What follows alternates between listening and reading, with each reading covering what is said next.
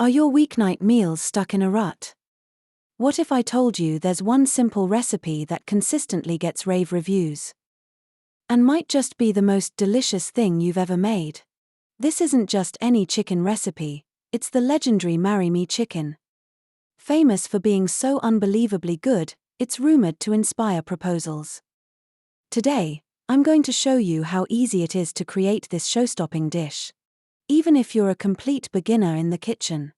We've all been there, staring at a fridge full of ingredients, wanting to make something impressive but feeling overwhelmed by complicated recipes. That's where this chicken steps in. We're talking juicy, perfectly seared chicken breasts swimming in a rich, creamy sauce. Bursting with sun-dried tomatoes and parmesan. The secret? It tastes incredibly luxurious but comes together in under 30 minutes. With just a few basic pantry staples.